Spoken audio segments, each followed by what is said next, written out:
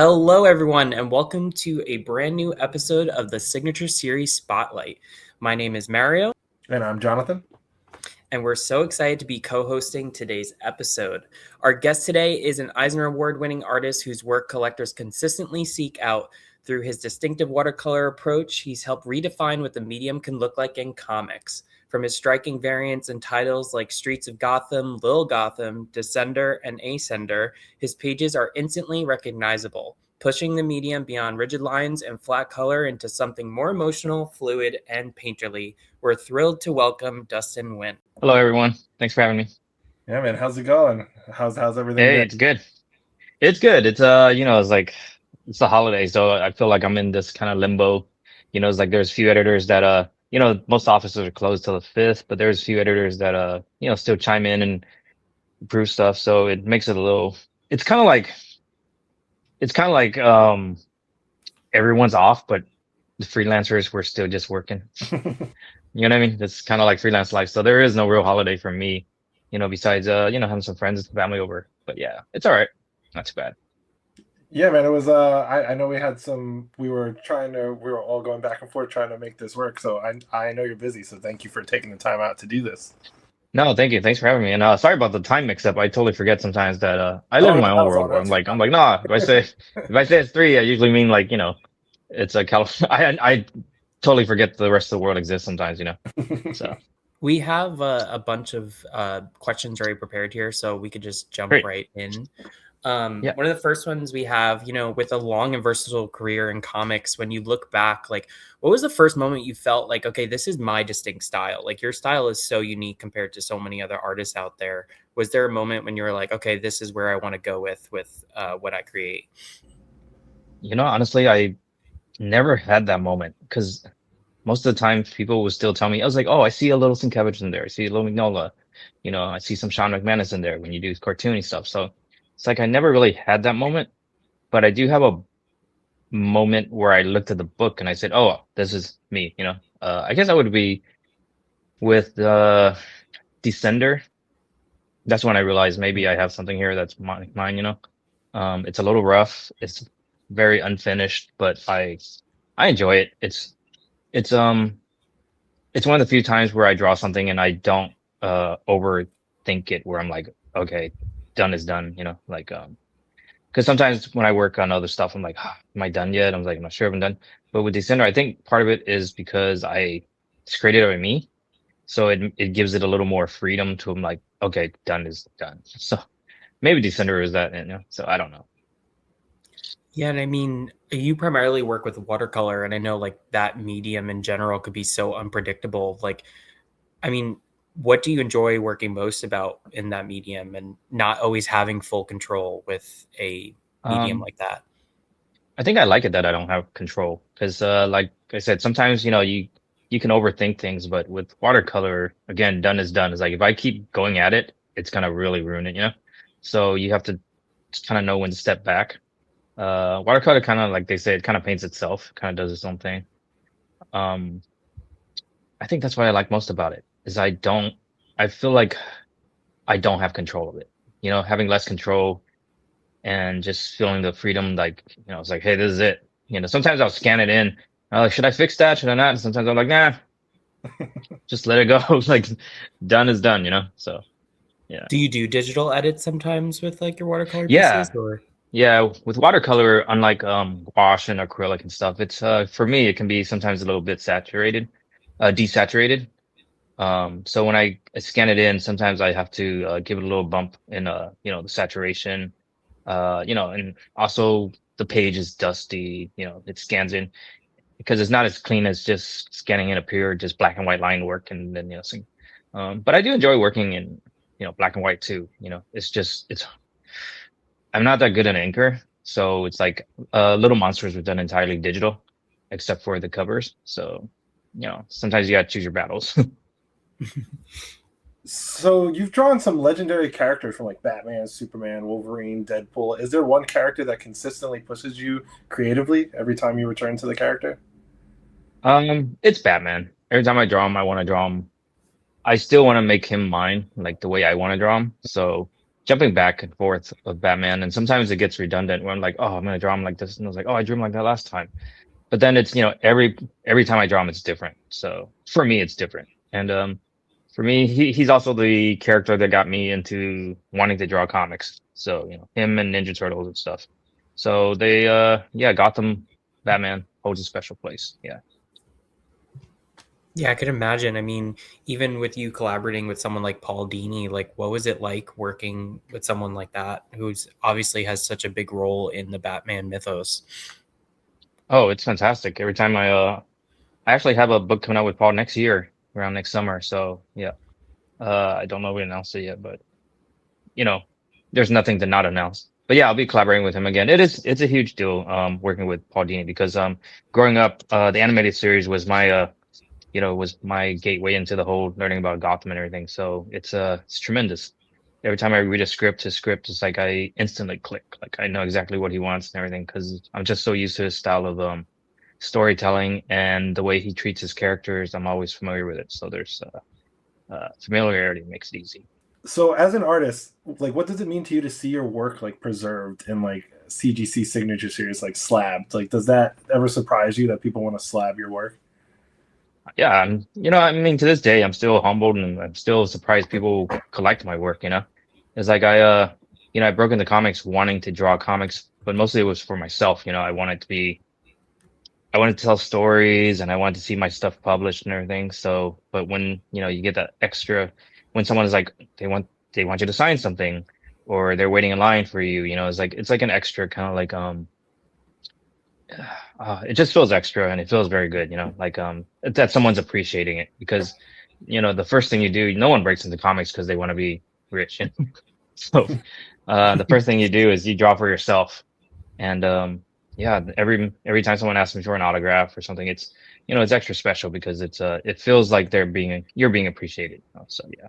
And to get it slabbed, I was like, I don't mind. People are like, don't you want to open it and read it? I'm like, they probably read it already once. It's like I have stuff was like I enjoy and I just put away. It's like I enjoy it, but I can enjoy it from a distance. And for me, that's like it's kind of like a statue, It's like you buy a statue. It's not like you're gonna be sitting there playing with it. It's nice to have it there. And sometimes CGC having something slabbed, it's like turning literature into like something else. Turning literature into like something you can frame and look at and just Yeah. keep. You know what I mean? Yeah, It doesn't definitely. all. It Go for it. Yeah. Oh yeah, no, yeah. It definitely makes it into art. Like right behind Mario, like he made a whole wall in his living room out of slabs. Yeah. Nice. Yeah, it's something else. I remember when I was little, I didn't have the whole slab thing, but I used to watch oh God, I forgot what this show from the 90s or something.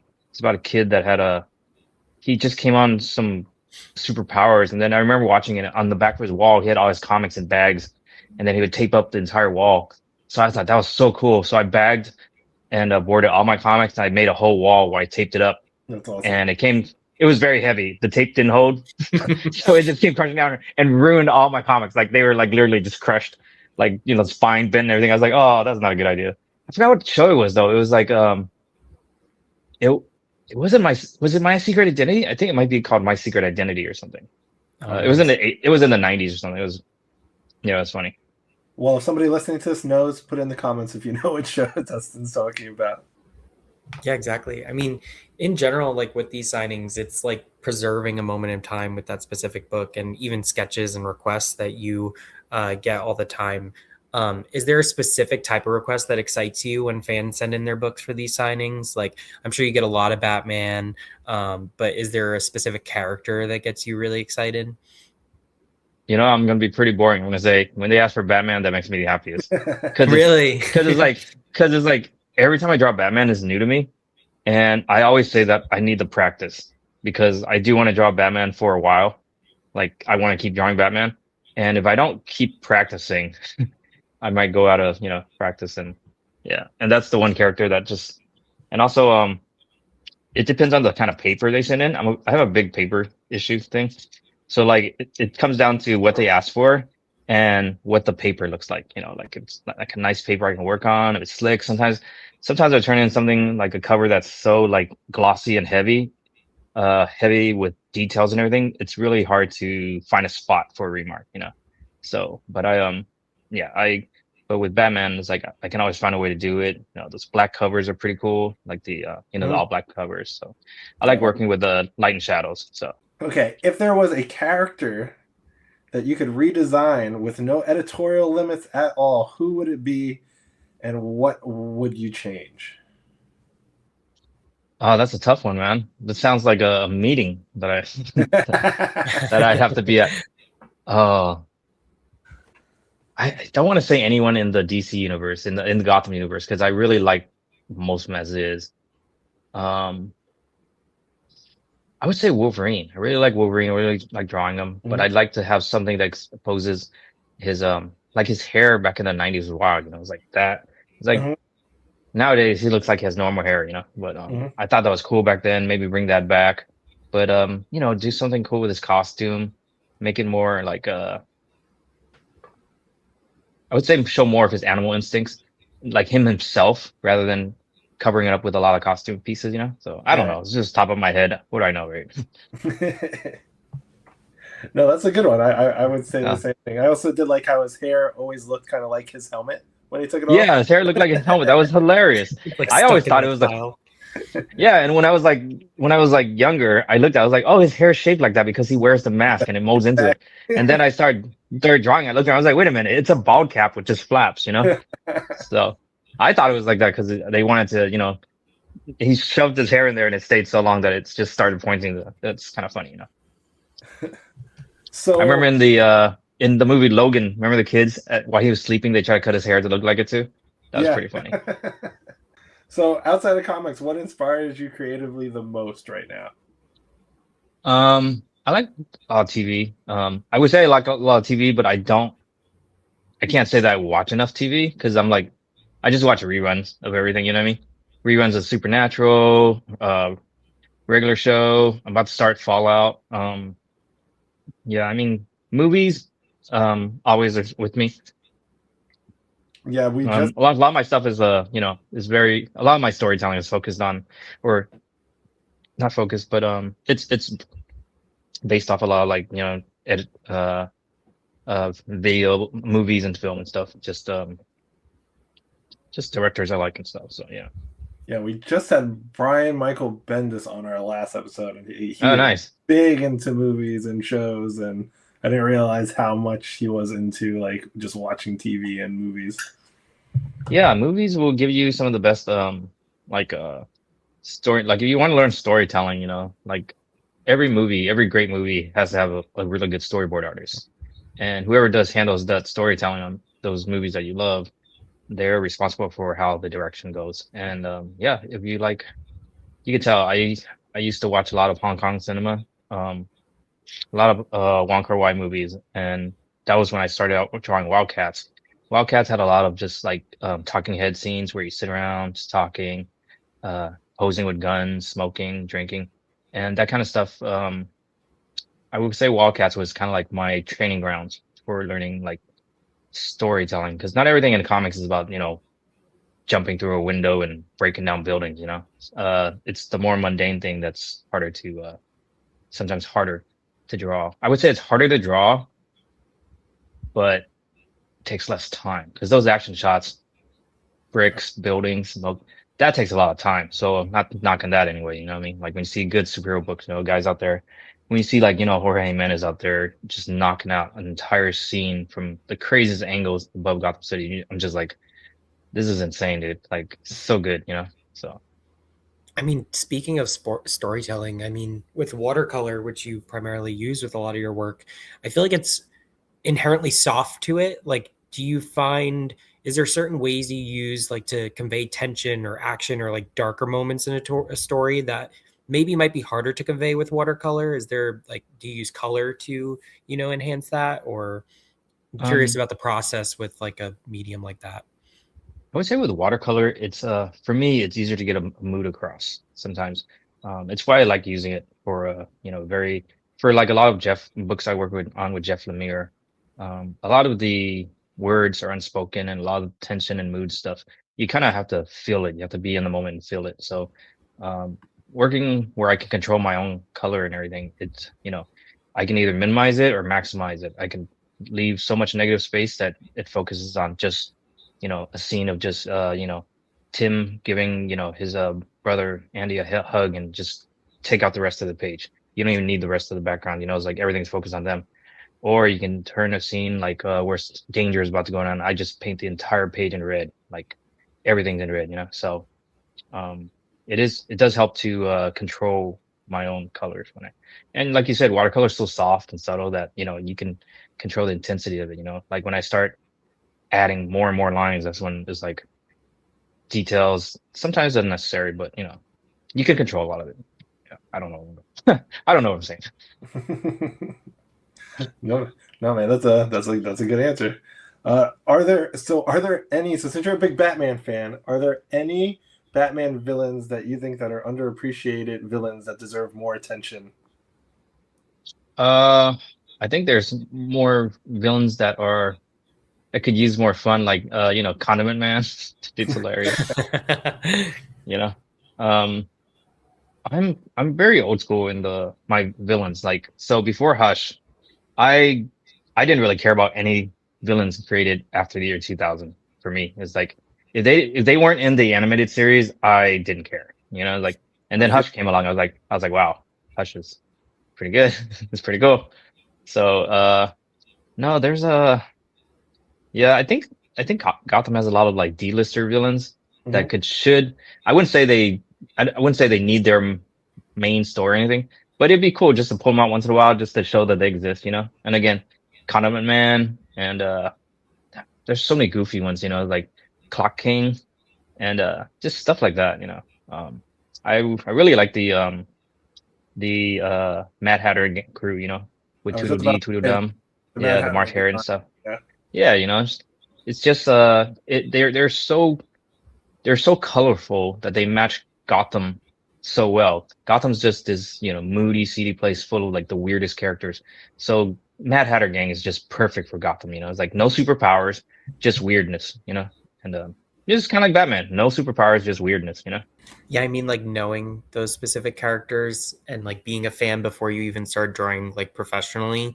Um, did it change at all? Like when starting to work on like a Batman book, like, oh, I want to include this character, or oh, wow, like it's fun to revisit this type of character that I remembered when I was younger. Yeah, yeah. I mean, when I first started on those Batman books with Dini, just throw all the characters at me. I was like, I want to draw as many of these weird oddball characters. And then nowadays, I'm just like an old man. I'm like, oh, God, dude, I can't handle more than three characters in a book. It's like, it's the reason why I've never been on Justice League. DC has consistently asked me back then to like get on, uh, uh, uh, you know, JLA or something. Just, dude, I'm always like, I don't like drawing a bunch of costumes over and over. It's like I don't, I like Batman and that's it. So it's who I am. Yeah. So I've had many conversations with DC back then. I remember it was almost like to a point where I was like, I can't do this. And I actually had to get off. I remember like, at one point it was like this was like decades ago when my rate, I was exclusive to DC. I still work with DC a lot, but back then I was exclusive for like almost 15 years. And, at one point they're like, your page rate doesn't equate the amount of books that sell. So we need to move you to another book so the book would sell more. And I was like, God, dude. And I was like, how about this? You just cut my rate and just let me keep drawing like Batman. And they're like, if that's what you want. I was like, so it became a very good working situation. So that All was a right. lot. They're very workable that's why I like working with DC a lot. They kind of work with me. They let me draw what I think. So I mean, DC or like any of the other industry, like, are there certain characters you haven't drawn yet that are on your personal bucket list? no, I really, I get asked that a lot, and I was like, there really isn't any character that I'm like dying to draw. I mostly just want to, at this point, create my own stories and my own characters. I used to really, really want to draw like, Daredevil, and then I realized, drawing Daredevil is like you're gonna draw Daredevil maybe 5 pages. The rest of the time he's walking around drinking coffee or something. Like it's like I'm cool with that, man. Like, it's just like, so if I'm going to draw the mundane, might as well, make it a book that I want to work on. So, Are there any original ideas that you're working on now, or anything you can talk about? yeah, I'm actually working on well, Crowbound is the book Jeff Lemire and I have coming out next May. That's gonna be through Image. Right now I'm working on very personal story to me. Um, it's actually about myself. It's just it's a book that talks about loss and addiction and just a lot of mental health issues. So I'm trying to get more of that writing done.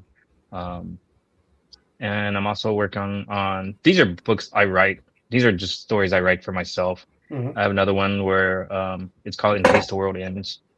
Um, it's about a father and two kids, but the two kids have already the story starts out with their father already passing away, and now they got to make it back to uh they hear a radio signal and they got to travel back to a world that's already been destroyed and everything. It's kind of like imagine if Adventure Time meets The Road. It's kind of like that.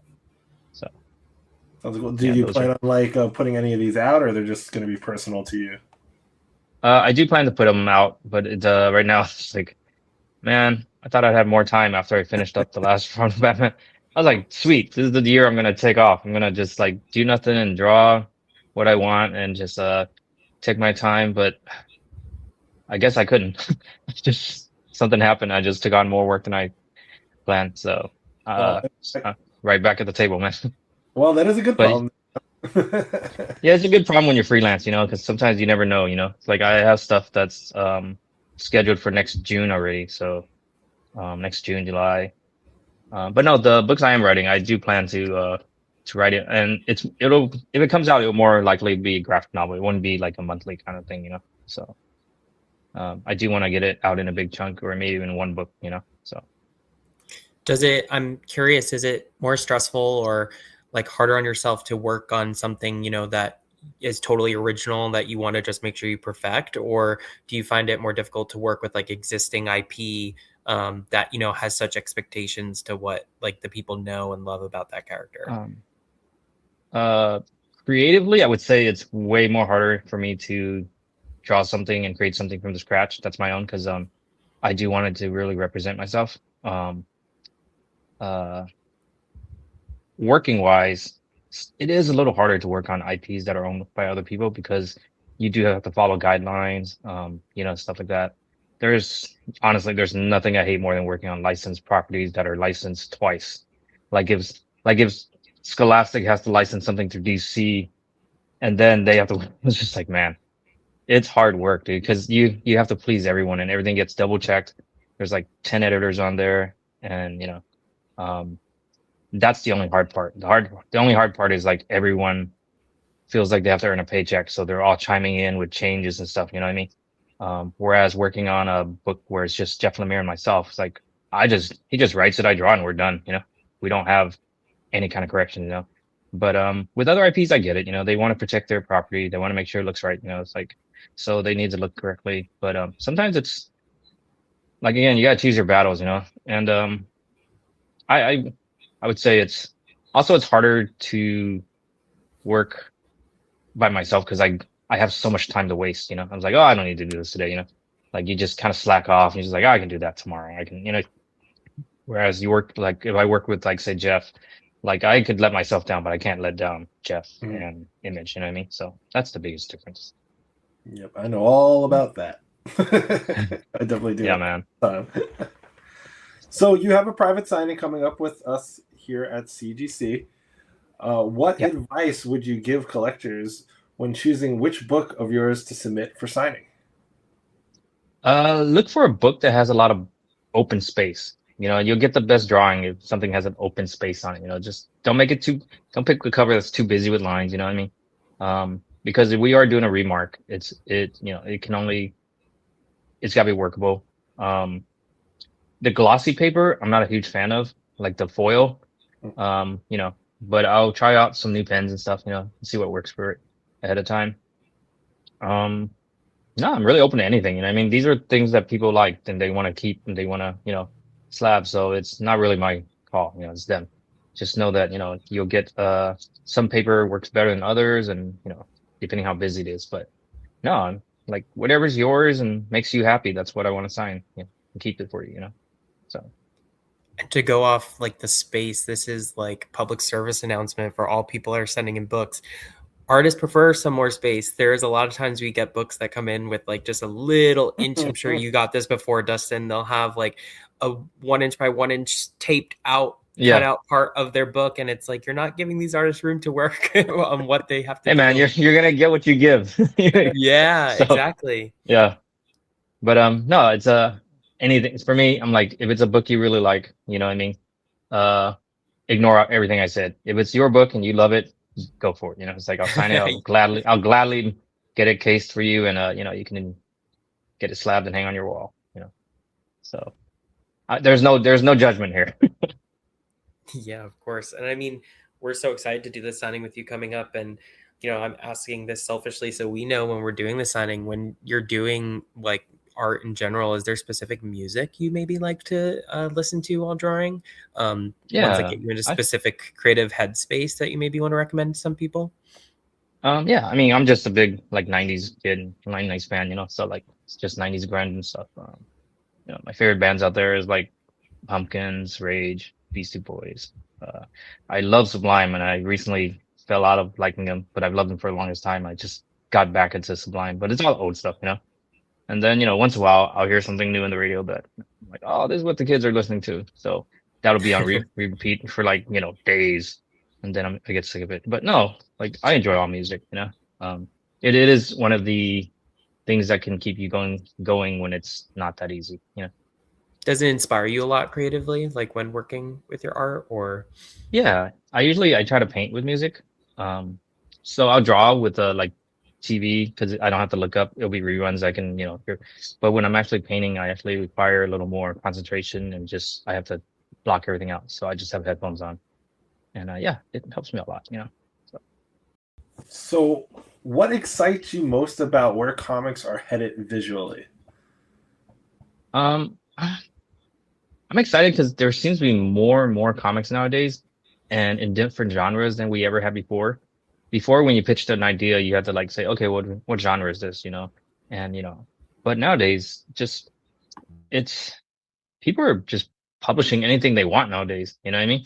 And I would say what excites me is that how easy it is to get published nowadays. You know what I mean? There's so many like creator owned options out there and anything that you know we're gonna get a lot of people who never really had like a house style that could get a job with DC or Marvel, but now you know they can do whatever they want. They can draw and write whatever they want. You know, I recently read Zoe Thorogood's book. You know, it's Lonely at the Center of the Earth, and it's one of those things where it's like her style. You know, it's a very unique style, and I don't think it's you know for everyone, but it works so perfectly, and the storytelling is so amazing. And she just put it out herself. Like you know, we have artists out there that you know they're amazing artists, but just because they don't have a house style, it makes it hard for them to get a job. But we don't have that problem anymore. You know, we have publishers like IDW, Boom, you know, Image will let you do anything you want. So yeah, that's for me. I'm excited to you know to get stuff that you normally wouldn't get back then. You know, so I don't know if that's true or not, but that's how it feels to me. Yeah, no, for sure. And like you said about the style, we talked a little bit in our last episode. Bendis was telling a story about a young artist who like got advice about switching it up and that their style was too dark or whatever. And they were saying how that is what made them who they are, to stand out from others in the industry. Yeah, Um, I'm curious, like, do you have any advice for maybe some younger artists that are trying to break into comics today, especially in such a competitive and fast moving industry? I would say consistency is the best weapon you have. Um, you know, comics is about storytelling. So a lot of times I get portfolios, they bring them to me and, you know, they're asking me, and it's just like a portfolio full of pinups, you know, it looks great, but publishers can't really, I mean, if that's the case, just do a book of pinups and, you know, draw illustrations for fun and stuff. But if you want to work in comics, it's got to be storytelling, you know. Um, if you want to pick it up, book and tell it your own way, you know, just my best advice is the same advice like I got from like I think Todd McFarlane back in like the early '90s. He says just pick up a book you really enjoyed and then see if you can retell the story in your own style, like in your own. And you know, you do that enough, you'll train yourself to, you know, be a storyteller. Um, and I would say for any artist nowadays, just draw every day, consistency, and also just draw everything. Like with comics, we're not like working in animation or gaming where, you have a person that develops guns, person that develops background, person that develops props, It's like in comics, you have to know how to draw everything yourself. You are the entire arsenal. So make sure you draw every day and draw everything you can. And then even on days where you don't feel like it, those are the days you should draw. Because when you start working, there's gonna be days you don't want to draw, and you got to learn how to push through it. Is there a specific time, like working with Jeff or something that you got a prompt? Speaking of like different things to draw, like was there a specific prompt or script that had something that really challenged you as an artist, where you were like, "Oh my gosh, I have to look up my references for this one"? Oh, I think a lot of times I do have to look up references because I'm also dyslexic, like plain. So it's like I have to read scripts like repeatedly to get it sure it's right. Sometimes I'll read it, I'll lay it out, and they're like, oh damn, that's not what the script said at all. So it's like it gets challenging. So I do have to read it back and forth. But Jeff's scripts are very clear and thorough. Like he knows exactly what he wants. And that's another thing why I work so well with him is because I think we're about the same age. We grew up in the same era. Um, we don't have all the same influences, but everything that we are influenced by, we line up. We match up in some way where I can understand where he's coming from. He'll make references to like musics and stuff, bands that were from the '90s or '80s, whatever, and I recognize it. Or you know, but yeah, I do. I think that's one thing most artists like should do. Like a lot of artists will kind of boo down like oh I don't need reference, that's cheating. It was like no, it's not. It's just like you need to know what a tank looks like. Look up a picture of a tank. Don't make up a tank. Like because you're not gonna draw it right. But there's so much stuff out there with the internet. It makes it easy. Like back in the days, I just had piles of books for reference. Nowadays, I just look it up on my phone real quick. So it's I would say one thing artists have nowadays is access to pretty much anything. It's like and if you don't know what an atomic nuclear reactor inside the smallest shuttle looks like, you just Google it, it'll show you, you know what I mean? So I think the last time I saw you and got to hang out with you was San Diego Comic-Con. You were in the lobby. It was me and Sean Risley. Shout out Sean Risley. Yeah. And you were playing Street Fighter with your son. Yes. He brought the whole system. Yeah, so I played you in Street Fighter and you beat me horribly. Were any of those video games an influence on you art-wise when you were a kid?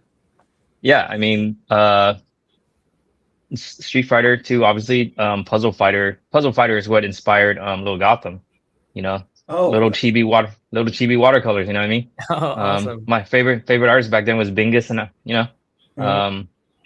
like yeah, I still have like the old Street Fighter how to play magazines and designs from Capcom, and yeah, I learned how to paint a lot just watching Street Fighter video game concept art. It's how I lay down tones. Is like that's why my stuff, a lot of my painted stuff doesn't really look like it's finished because I mimicked a lot of artists that were doing concepts, and with concepts you don't really finish the entire drawing sometimes, so that's I think that's what gives my work a little bit roughness and like unfinished look to it because I was mimicking a lot of what Bingus and Akamon did, like and I don't know all their names, they're in Japan, they work in a big studio, but I remember Bingus was a huge inspiration on my stuff, especially for the chibi stuff like Little Gotham. That's it was born from Puzzle Fighter. So yeah. That's pretty awesome to know. I would never have thought of that, especially Puzzle Fighter. But now you see it, it makes sense, right? They look just like them. So yeah, I used to draw really, really chibi. So we also see if you are watching this on YouTube, whoever's watching this on YouTube, see you're sitting at your art table. What is it that you're working on now? If you can tell us what you're working on now. I'm working on a few things. So I have multiple things. So these are pages from Crowbound that I'm working on. You can see a stack. The first issue is oversized. Concepts for some of the characters. Nice. And immediately, right now, I'm working on the variant cover to Batman #9. You see a little pencils, so not show too much, but it does let me draw Stephanie Brown again, so which I'm excited for. I was a big fan of hers when I was drawing Batgirl. Yeah, and what else is on my desk? Obviously my handbook to drawing is Cosmic Odyssey, one of my favorite Mignola books, and uh, you know, again to this day I push it to artists all the time. Like I still practice anatomy every day. I still have to learn and read through anatomy books all the time, and these Brigman books, uh, George Bridman, yeah, so good. Yeah, besides that, so this is my drawing area. I draw right here, and then behind me is my painting area. It's a mess, and I probably have bills laid out, so I don't want anyone looking at it. End of the year, kind of like mail I need to handle. But yeah, That's my usually table right here. area. Art is always messy. You know, I draw in I have an upstairs studio where I used to draw and paint up there, but now I just sleep in there, and my entire house now is like as soon as you walk through the front door, it's just a studio. It's just drawing. There's books everywhere, Legos everywhere, and then drawing in the kitchen. So yeah, it's everywhere. It completely took over the whole house at some point. So You said Legos. So do you just like collecting Legos, or do you use it to like relax? it's like relax. I build some. You know, my friends come over here and we build it sometimes. But yeah, I have a lot of Legos. Like here, I'll actually give you a small tour. If you see up there, Yeah. that's all Lego there. This whole table's Legos up here. I built an extra table just for the Legos. Nice. Awesome. And this is my painting area. And then it's a mess. So up there is like more Legos. And check this out. I didn't build this. My friend built this, but. Oh, is that the Millennium Falcon? Nice. Yeah, the huge Millennium Falcon. Oh, I love that one. Oh, and there's this. Again, I didn't build this either, but Sauron, the Eye of Sauron. Nice. That's awesome. Yeah. Yeah, so yeah, like I said, my whole place is kind of a mess. But I think I know where everything is. So. It's like organized chaos, right? That's what we all say, right? Yeah, the only Lego I got is this Game Boy Lego I got up there. Oh, I want that, dude. Yeah, it's the cool. actual size too, right? It's the actual size too, right? And, like, you get like the cartridges, like there's a Zelda cartridge that it comes with. That's awesome. My son gave me this one that I haven't built yet. So. Oh, nice. Yeah, it's awesome. Polaroid, like actual scale. Yeah. Lego and this one this one he got me for Christmas, so I'm excited to build this one too.